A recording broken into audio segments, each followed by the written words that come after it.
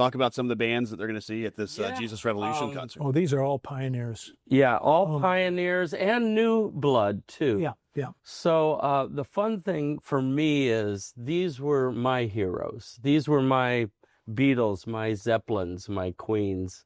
They were the groups that, as a 18-year-old kid, I tease this guy right here, you know, about his group because they were an inspiration for me when I was a teenager.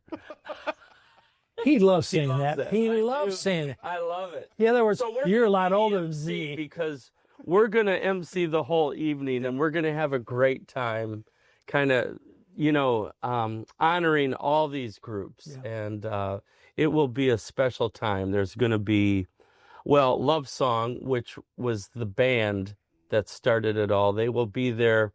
We don't have Chuck. We just lost him a couple weeks ago, but we're going to celebrate his life as part of that. So we're in the realms of figuring out that the rest of the band guys are coming. So it'll be a wonderful, actually, I think God will use it in a great way. Mm-hmm. So, you know, just letting the things, but Chuck was looking so forward to being here.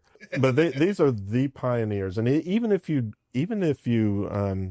don't know these artists, you know, it's just such a historic occasion to bring them together. And I so hate that Chuck's not going to be there. He was so looking forward to this. I had the opportunity to meet him, and what an incredible man he was, and just really being just a tremendous example for generations of Christian musicians. Texted me a month ago and just said, I don't think I'm going to be able to make it. I am so sorry. He was really, really looking forward to it.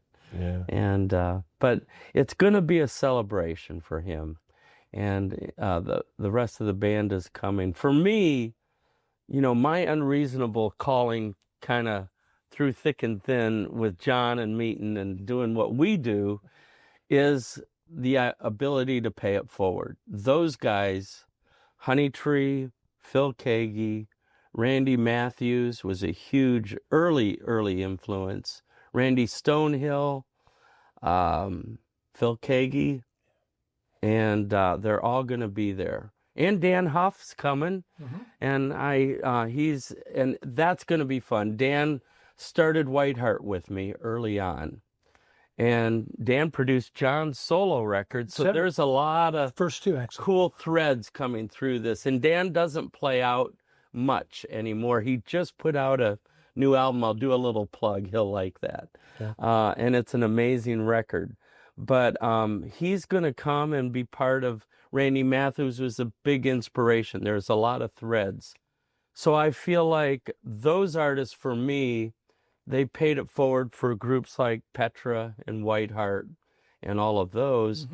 And Music City Collective, we're paying it forward to put into those new artists that are going to be I don't think we've talked about them yet. No, we haven't yet. We need to. So you're just kind of talking about the Music City Collective.